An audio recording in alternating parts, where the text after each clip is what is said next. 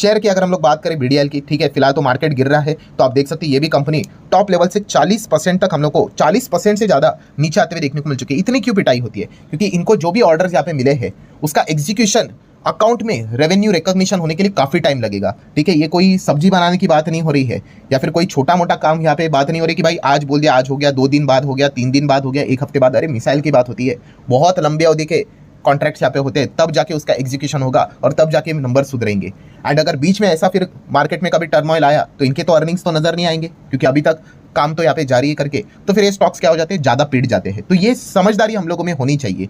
ठीक है, काफ़ी लोग क्या करते हैं, रैंडमली किसी भी कंपनी में चले जाते हैं, नीचे आया तो रोना धोना स्टार्ट करते हैं। अरे भाई रोके कुछ नहीं होगा, आपको जिस सेगमेंट में आप जा रहे हो उस बिजनेस को अंडरस्टैंड करो, आप कहाँ पे घुस रहे हो करके। ठीक है, बाकी इस प्रकार की चीज़ें यहाँ पे चलती रहेगी। लॉन्ग रेंज की अगर हम लोग बात करें साल भर के, इसमें 75% के नेट रिटर्न्स अभी भी देखने को मिल रहे हैं, अच्छा कर रहा था। देन बाजार इस प्रकार से अगर गिरेगा तो जितने भी ये कंपनीज है जिनके अर्निंग्स अभी भी बुक्स ऑफ अकाउंट्स में हम लोग को नोट होते हुए देखने को नहीं मिल रहे, फिर वो तो पिटाई होगी। जो अर्निंग दिखा रहे भाई उसको नहीं छोड़ रहा है मार्केट, तो बाकी की क्या ही बात करें। देन पिछले 5 साल में तो कंपनी ने काफी अच्छा परफॉर्मेंस यहाँ पे दिया था। एंड मैक्सिमम चार्ट पैटर्न भी देखेंगे तो इसके पहले भी बीच में गिरा था भाई, यहाँ पे भी 50% नीचे आया था। ठीक है, जिसके दिमाग में भाई ये चीज छप गई कि मार्केट में शेयर 50-60% गिर गया मतलब खत्म हो गया करके, तो वो शेयर बाजार में कभी टिक नहीं पाएगा। गिरावट के पीछे का रीजन इंपॉर्टेंट है।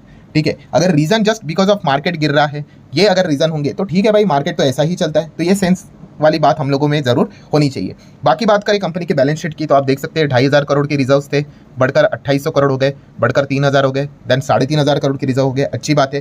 कर्जे की बात करें, एलटीवी लॉन्ग टर्म बोरिंग की बात करें तो 0 नजर आ रहा है, 1 रुपये का भी बड़ा कर्जा नजर नहीं आ रहा है। शॉर्ट टर्म बोरिंग की भी बात करें तो ये भी 0 ही देखने को मिल रहा है रिसेंटली, मतलब प्योर डेट फ्री कंपनी हम लोग को देखने को यहाँ पे मिल रहा है, कोई भी कर्जा इस कंपनी के ऊपर है नहीं। Then cash and cash equivalent की बात करें, 4,2500 करोड़ का कैश एंड कैश इक्विवेलेंट देखने को मिल रहा है, तो काफी अच्छा खासा परफॉर्मेंस इस बैलेंस शीट ये कंपनी का देखने को मिल रहा है। सो आप देख सकते हैं अगेन कि ये कंपनी क्या करती है, मैन्युफैक्चर करती है अलग अलग टाइप के मिसाइल्स, डिफेंस इक्विपमेंट, उसी से जुड़े हुए उसमें ये कंपनी का बिजनेस देखने को मिल जाता है। 36,000 करोड़ का मार्केट कैप है।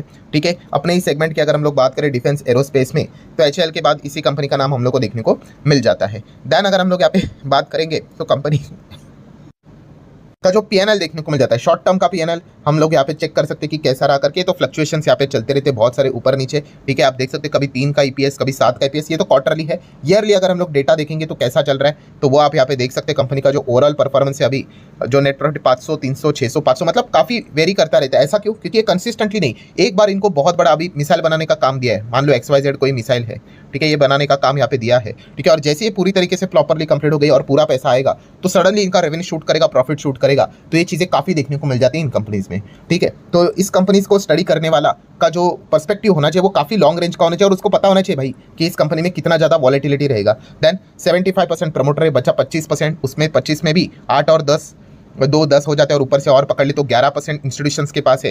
एंड पब्लिक की अगर हम लोग बात करें तो 13-13.25% की होल्डिंग देखने को यहाँ पे मिल रही है। सो ओवरऑल बीडीएल की अगर हम लोग बात करें, एक डिसेंट बिजनेस वाली कंपनी है। ऑब्वियसली अगर हम लोग बात करें, डिस्क्लेमर भी देना चाहूंगा भाई, कोई रिकमेंडेशन यहाँ पे है नहीं कि बाय करो, सेल करो, होल्ड करो, एवरेज करो करके, जस्ट इन्फॉर्मेशन आप लोगों को मैं दे रहा हूँ कि ये जो कंपनी की अगर हम बात करेंगे इसमें रिस्क पॉइंट क्या है, तो रिस्क पॉइंट वही है जैसे अभी मैंने कहा कि एक सरकारी कंपनी, सरकार ऐसा बोलकर रिस्क क्यों बोलते हैं, क्योंकि टाइम लगता है।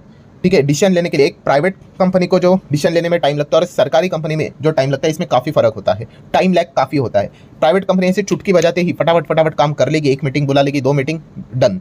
सरकारी कंपनीज में बहुत सारे हायरार्कीज हम लोग को देखने को मिल जाती है, उसको पार करना पड़ता है, टॉप मैनेजमेंट तक जाना पड़ता है, दीपम, बहुत सारे अलग अलग चीज़ें हम लोग को देखने को मिल जाती है डिफेंस मिनिस्ट्री से रिलेटेड, तो वो टाइम लगता है। तो ये एक पॉइंट आप लोग को पता है यहाँ पे होना चाहिए, तो इसलिए यहाँ पे जो पेस होता है वो काफ़ी स्लो होता है। ठीक है, बट जब ये भागते हैं तो एकदम रॉकेट की तरह फिर हम लोग को तेजी देखते को भी यहाँ पे मिल जाती है। ठीक है, सो ओवरऑल बस मैं आप लोगों को इतना ही कहना चाहूँगा कि अगर बिजनेस वाइज अगर आपको स्टडी करना है, मिसाइल सेगमेंट में अगर किसी को इंटरेस्ट है कि मुझे मिसाइल बिजनेस बहुत अच्छा लगता है यहाँ पे, तो आप बीडीएल जैसे कंपनी को डिटेल में चाहो तो खुद स्टडी यहाँ पे कर सकते हो। ठीक है, अगेन जाते वक्त डिस्क्लेमर जरूर देना चाहूंगा भाई, कोई रिकमेंडेशन है, आप अपने फाइनेंशियल एडवाइजर के साथ ही डिस्कस करके जो सही लगता है डिसीजन ले सकते हो। आशा करता है वीडियो आप लोगों को हेल्पफुल लगा होगा, चाहो तो लाइक एंड शेयर कर देना। मिलते हैं नेक्स्ट वीडियो में, तब तक के लिए बाय बाय।